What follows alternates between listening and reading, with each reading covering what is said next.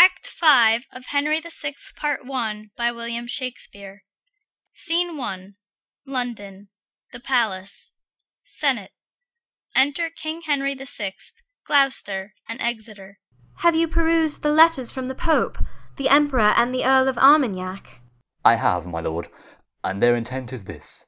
They humbly sue unto your excellence to have a godly peace concluded of between the realms of England and of France. How doth your grace effect their motion? Well, my good lord, and as the only means to stop effusion of our Christian blood, and stablish quietness on every side. Ay, marry, uncle, for I always thought it was both impious and unnatural that such amenity and bloody strife should reign among professors of one faith. Beside, my lord, the sooner to effect and surer bind this knot of amity. The Earl of Armagnac, near knit to Charles, a man of great authority in France, proffers his only daughter to your grace in marriage, with a large and sumptuous dowry. Marriage, uncle! Alas, my years are young, and fitter is my study and my books than wanton dalliance with a paramour. Yet call the ambassador, and as you please, so let them have their answers every one. I shall be well content with any choice tends to God's glory and my country's weal. Enter Cardinal of Winchester, in cardinal's habit, a legate and 2 ambassadors. What? Is my Lord of Winchester installed, and called unto a cardinal's degree?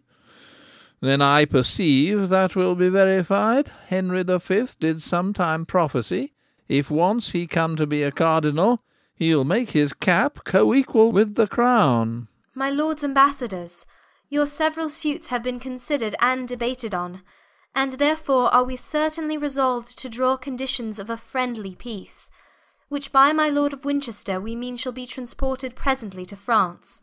And for the proffer of my lord your master, I have informed his highness so at large, as liking of the lady's virtuous gifts, her beauty, and the value of her dower. He doth intend she shall be England's queen. In argument and proof of which contract, bear her this jewel, pledge of my affection, and so, my Lord Protector, see them guarded and safely brought to Dover, where in shipped commit them to the fortune of the sea. Exeunt all but Cardinal of Winchester and legate. Stay, my lord legate. You shall first receive the sum of money which I promised should be delivered to his holiness, for clothing me in these grave ornaments. I will attend upon your lordship's leisure. Aside. Now Winchester will not submit, I trow, or be inferior to the proudest peer. Humphrey of Gloucester, thou shalt well perceive that neither in birth or for authority the bishop will be overborne by thee. I'll either make thee stoop and bend thy knee, or sack this country with a mutiny. Exeunt. Scene 2. France. Plains in Anjou. Enter Charles, Burgundy, Alençon, Bastard of Orleans, Rainier, Joan la Pucelle, and forces. This news, my lord, may cheer our drooping spirits.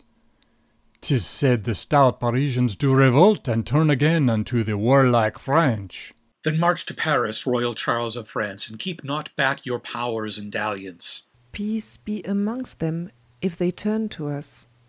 Else, ruin combat with their palaces. Enter Scout. Success unto our valiant general, and happiness to his accomplices. What tidings send our scouts? I pray thee, speak. The English army that divided was into 2 parties is now conjoined in one, and means to give you battle presently. Somewhat too sudden, sirs, the warning is, but we will presently provide for them. I trust the ghost of Talbot is not there.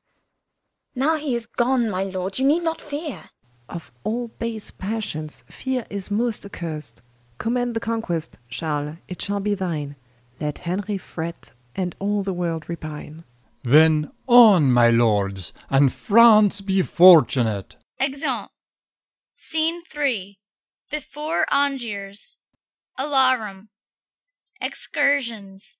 Enter Joan la Pucelle. The regent conquers, and the Frenchmen fly. Now help, ye charming spells and periapts, and ye choice spirits that admonish me, and give me signs of future accidents. Thunder. You speedy helpers, that are substitutes under the lordly monarch of the north, appear and aid me in this enterprise. Enter fiends. This speedy and quick appearance argues proof of your accustomed diligence to me. Now, ye familiar spirits that are called out of the powerful regions under earth, help me this once, that France may get the field. They walk and speak not. Oh, hold me not with silence over long. Where I was wont to feed you with my blood, I'll lop a member of and give it you in earnest of further benefit, so you do condescend to help me now. They hang their heads. No hope to have redress? My body shall pay recompense, if you will grant my suit. They shake their heads. Cannot my body nor blood sacrifice entreat you to your wanted furtherance? Then take my soul, my body, soul and all, before that England give the French the foil. They depart. See, they forsake me. Now the time is come that France must veil her lofty plumed crest, and let her head fall into England's lap. My ancient incantations are too weak, and hell too strong for me to buckle with. Now, France, thy glory droopeth to the dust. Exit. Excursions. Re-enter Joan la Pucelle, fighting hand to hand with York. Joan la Pucelle is taken. The French fly. Damsel of France, I think I have you fast. Unchain your spirits now with spelling charms, and try if they can gain your liberty. A goodly prize, fit for the devil's grace. See how the ugly wench doth bend her brows, as if with Circe she would change my shape. Changed to a worser shape thou canst not be. Oh, Charles the Dauphin is a proper man. No shape but his can please your dainty eye. A plaguing mischief light on Charles and thee, and may you both be suddenly surprised by bloody hands in sleeping on your beds. Fell-banning hag, enchantress, hold thy tongue. I pray thee, give me leave to curse a while. Curse, miscreant, when thou comest to the stake. Exeunt. Alarum. Enter Suffolk, with Margaret in his hand. Be what thou wilt, thou art my prisoner. Gazes on her. O fairest beauty, do not fear nor fly, for I will touch thee but with reverent hands. I kiss these fingers for eternal peace, and lay them gently on thy tender side. Who art thou? Say that I may honour thee. Margaret my name, and daughter to a king, the King of Naples, whosoe'er thou art. An earl I am, and Suffolk am I called. Be not offended, nature's miracle, thou art allotted to be ta'en by me. So doth the swan her downy cygnet save, keeping them prisoner underneath her wings. Yet if this servile usage once offend, go and be free again as Suffolk's friend. She is going. Oh, stay! I have no power to let her pass. My hand would free her, but my heart says no, as plays the sun upon the glassy streams twinkling another counterfeited beam, so seems this gorgeous beauty to mine eyes. Fain would I woo her, yet I dare not speak. I'll call for pen and ink, and write my mind. Fie, de la Pole, disable not thyself. Hath not a tongue? Is she not here? Wilt thou be daunted by a woman's sight? Ay, beauty's princely majesty is such, confounds the tongue, and makes the senses rough. Say, Earl of Suffolk, if thy name be so, what ransom must I pay before I pass? For I perceive I am thy prisoner. How canst thou tell she will deny thy suit, before thou make a trial of her love? Why speak'st thou not? What ransom must I pay? She's beautiful, and therefore to be wooed. She is a woman, therefore to be won. Wilt thou accept of ransom, yea or no? Fond man, remember that thou hast a wife. Then how can Margaret be thy paramour? I were best to leave him, for he will not hear. There all is marred, there lies a cooling card. He talks at random, sure the man is mad. And yet a dispensation may be had. And yet I would that you would answer me. I'll win this Lady Margaret. For whom? Why, for my king, Tush, that's a wooden thing. He talks of wood. It is some carpenter. Yet so my fancy may be satisfied, and peace established between these realms. But there remains a scruple in that too, for though her father be the King of Naples, Duke of Anjou and Maine, yet he is poor, and our nobility will scorn the match. Hear ye, Captain, are you not at leisure? It shall be so, disdain they ne'er so much. Henry is youthful and will quickly yield. Madam, I have a secret to reveal. What though I be enthralled? He seems a knight, and will not any way dishonour me. Lady, vouchsafe to listen what I say. Perhaps I shall be rescued by the French, and then I need not crave his courtesy. Sweet madam, give me a hearing in a cause. Tush, women have been captivate ere now. Lady, wherefore talk you so? I cry you mercy, 'tis but quid for quo. Say, gentle princess, would you not suppose your bondage happy to be made a queen? To be a queen in bondage is more vile than as a slave in base servility, for princes should be free. And so shall you, if happy England's royal king be free. Why, what concerns his freedom unto me? I'll undertake to make thee Henry's queen, and put a golden sceptre in thy hand, and set a precious crown upon thy head, if thou wilt condescend to be my... What? His love. I am unworthy to be Henry's wife. No, gentle madam, I unworthy am to woo so fair a dame to be his wife, and have no portion in the choice myself. How say you, madam? Are ye so content? And if my father please, I am content. Then call our captains and our colours forth, and madam, at your father's castle walls we'll crave a parley to confer with him. A parley sounded. Enter Rainier on the walls. See, Rainier, see thy daughter prisoner. To whom? To me. Suffolk, what remedy? I'm a soldier and unapt to weep, or to exclaim on fortune's fickleness. Yes, there is remedy enough, my lord. Consent, and for thy honour give consent. Thy daughter shall be wedded to my king, whom I with pain have wooed and won thereto, and this her easy held imprisonment hath gained thy daughter princely liberty. Speak Suffolk as he thinks. Fair Margaret knows that Suffolk doth not flatter, face, or feign. Upon thy princely warrant I descend to give the answer of thy just demand. Exit from the walls. And here I would expect thy coming. Trumpets sound. Enter Rainier below. Welcome, brave Earl, into our territories. Command in Anjou what your honour pleases. Thanks, Rainier, happy for so sweet a child, fit to be made companion with a king. What answer makes your grace unto my suit? Since thou dost deign to woo her little worth, to be the princely bride of such a lord, upon condition I may quietly enjoy mine own, the country Maine and Anjou, free from oppression or the stroke of war, my daughter shall be Henry's if he please. That is her ransom. I deliver her, and those 2 counties I will undertake your grace shall well and quietly enjoy. And I again, in Henry's royal name, as deputy unto that gracious king, give thee her hand for sign of plighted faith. Rainier of France, I give thee kingly thanks, because this is in traffic of a king. Aside. And yet methinks I could be well content to be mine own attorney in this case. I'll over then to England with this news, and make this marriage to be solemnized. So farewell, Rainier. Set this diamond safe in golden palaces as it becomes. I do embrace thee as I would embrace the Christian prince King Henry were he here. Farewell, my lord. Good wishes, praise, and prayers shall Suffolk ever have of Margaret. Going. Farewell, sweet madam. But hark you, Margaret, no princely commendations to my king. Such commendations as becomes a maid, a virgin, and his servant. Say to him. Words sweetly placed and modestly directed.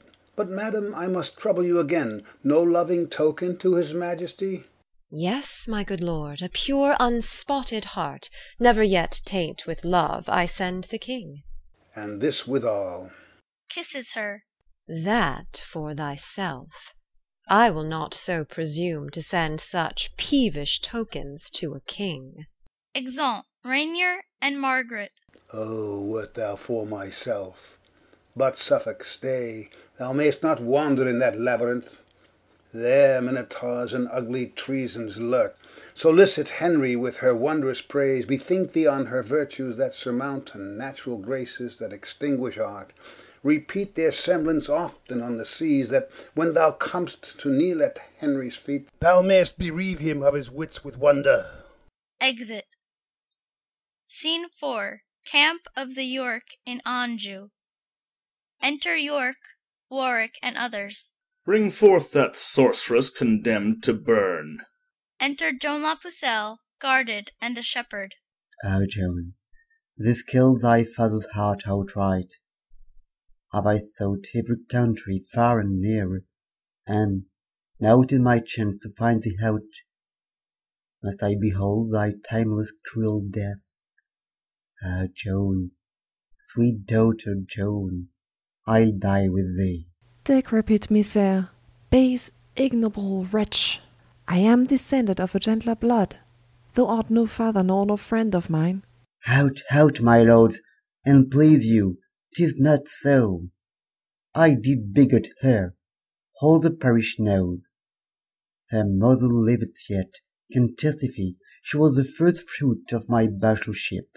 Graceless, wilt thou deny thy parentage? This argues what her kind of life hath been, wicked and vile, and so her death concludes. Fie, John, that thou wilt be the obstacle. God knows thou art a collop of my flesh, and for thy sake I have shed many a tear. Deny me not, I pray thee, gentle Joanne. Peasant, I won't. You have suborned this man of purpose to obscure my noble birth. 'Tis true. I gave a noble to the priest the morn that I was wedded to her mother.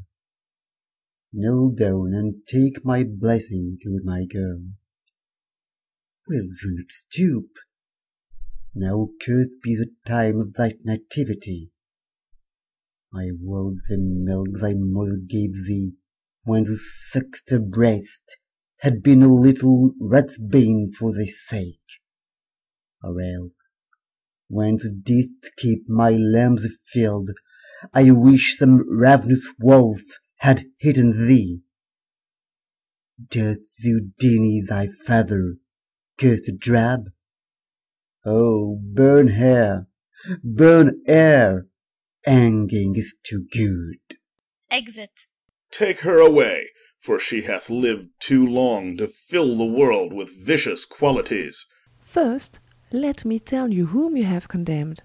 Not me begotten of a shepherd swain, but issued from the progeny of kings, virtuous and holy, chosen from above, by inspiration of celestial grace, to work exceeding miracles on earth.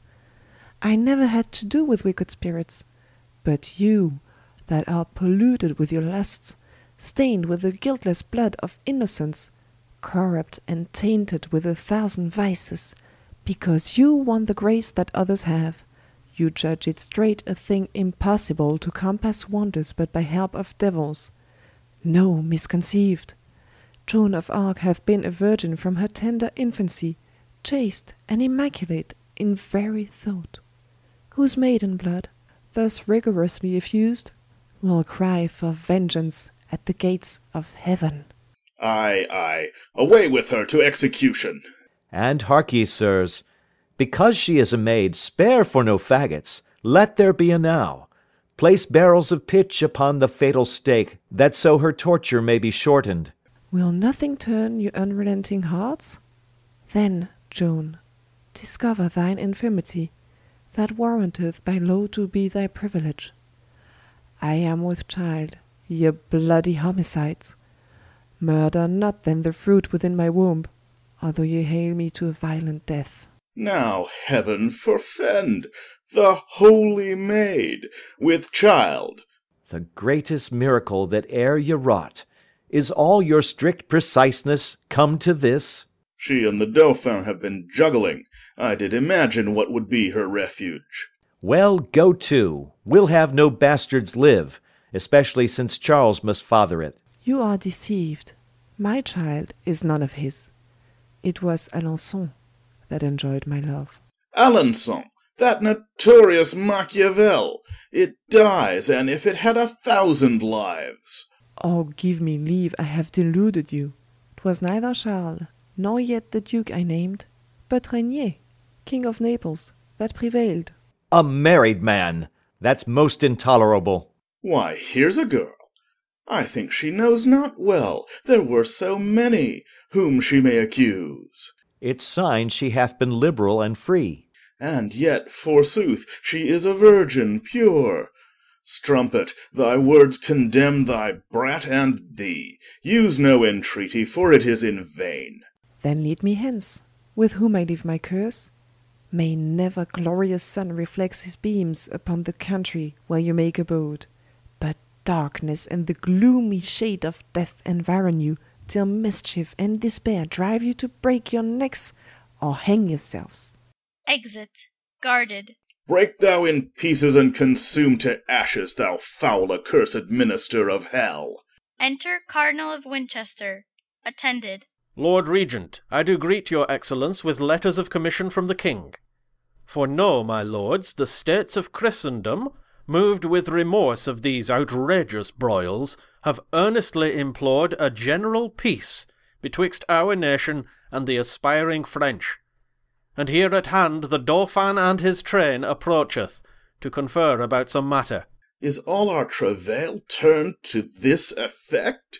After the slaughter of so many peers, so many captains, gentlemen, and soldiers that in this quarrel have been overthrown, and sold their bodies for their country's benefit, shall we at last conclude effeminate peace? Have we not lost most part of all the towns? By treason, falsehood, and by treachery, our great progenitors had conquered. O Warwick, Warwick, I foresee with grief the utter loss of all the realm of France. Be patient, York. If we conclude a peace, it shall be with such strict and severe covenants as little shall the Frenchmen gain thereby. Enter Charles, Alençon, Bastard of Orleans, Rainier, and others. Since, lords of England, it is thus agreed that peaceful truce shall be proclaimed in France, we come to be informed by yourselves what the conditions of that league must be. Speak, Winchester, for boiling choler chokes the hollow passage of my poisoned voice by sight of these our baleful enemies. Charles, and the rest, it is enacted thus, that in regard King Henry gives consent, of mere compassion, and of lenity, to ease your country of distressful war, and suffer you to breathe in fruitful peace, you shall become true liegemen to his crown. And Charles, upon condition thou wilt swear to pay him tribute, submit thyself, thou shalt be placed as viceroy under him, and still enjoy thy regal dignity. Must he be then as shadow of himself, adorn his temples with a coronet, and yet in substance and authority retain but privilege of a private man? This proffer is absurd and reasonless. 'Tis known already that I am possessed with more than half the Dalian territories, and therein reverenced for their lawful king. Shall I, for lucre of the rest unvanquished, detract so much from that prerogative as to be called but the viceroy of the whole? No, Lord Ambassador, I'd rather keep that which I have than, coveting for more, be cast from possibility of all. Insulting Charles! Hast thou, by secret means, used intercession to obtain a league, and, now the matter grows to compromise, stand'st thou aloof upon comparison? Either accept the title thou usurp'st, of benefit proceeding from our king, and not of any challenge of desert, or we will plague thee with incessant wars. My lord, you do not well in obstinacy to cavil in the course of this contract. If once it be neglected, 10 to 1, we shall not find like opportunity. To say the truth, it is your policy to save your subjects from such massacre and ruthless slaughters as are daily seen by our proceeding in hostility, and therefore take this compact of a truce, although you break it when your pleasure serves. How sayest thou, Charles? Shall our conditions stand? It shall. Only reserved you claim no interest in any of our towns of garrison. Then swear allegiance to his majesty, as thou art knight, never to disobey, nor be rebellious to the crown of England, thou nor thy nobles to the crown of England. So, now dismiss your army when ye please, hang up your ensign, let your drums be still, for here we entertain a solemn peace. Exeunt. Scene 5. London, the Palace. Enter Suffolk, in conference with King Henry the 6th, Gloucester, and Exeter. Your wondrous rare description, noble Earl, of beauteous Margaret hath astonished me. Her virtues graced with external gifts do breed love's settled passions in my heart, and like as rigour of tempestuous gusts provokes the mightiest hulk against the tide, so am I driven by breath of her renown, either to suffer shipwreck, or arrive where I may have fruition of her love. Tush, my good lord, this superficial tale is but a preface of her worthy praise. The chief perfections of that lovely dame, had I sufficient skill to utter them, would make a volume of enticing lines, able to ravish any dull conceit. And which is more, she is not so divine, so full replete with choices of all delights, but with as humble lowliness of mind she is content to be at your command. Command, I mean, of virtuous, chaste intent, to love and honour Henry as her lord. And otherwise will Henry ne'er presume. Therefore, my Lord Protector, give consent that Margaret may be England's royal queen. So shall I give consent to flatter sin? You know, my lord, your highness is betrothed, and to another lady of esteem. How shall we then dispense with that contract, and not deface your honour with reproach? As doth a ruler with unlawful oaths, one that at a triumph of having vowed to try his strength forsaketh yet the list by reasons of his adversary's odds. A poor earl's daughter is on equal odds, and therefore may be broke without offence. Why, what, I praise Margaret more than that? Her father is no better than an earl, although in glorious titles he excel. Yes, lord, her father is a king, the king of Naples and Jerusalem, and of such great authority in France as his alliance will confirm our peace and keep the Frenchmen in allegiance. And so the Earl of Armagnac may do, because he is near kinsman unto Charles. Beside, his wealth doth warrant a liberal dower, where Rainier sooner will receive than give. A dower, my lords? Disgrace not so your king, that he should be so abject, base, and poor to choose for wealth and not for perfect love. Henry is able to enrich his queen, and not seek a queen to make him rich. So worthless peasants bargain for their wives, as market men for oxen, sheep, or horse. Marriage is a matter of more worth than to be dealt with by attorneyship. Not whom we will, but whom his grace affects, must be companion of his nuptial bed. Therefore, lord, since he affects her most, it most of all these reasons bindeth us. In our opinion she should be preferred. For what is wedlock forced but a hell, an age of discourse and continual strife, whereas the contrary brings bliss, and is a pattern of celestial peace? Whom should be matched with Henry, being a king, but Margaret that is daughter to a king?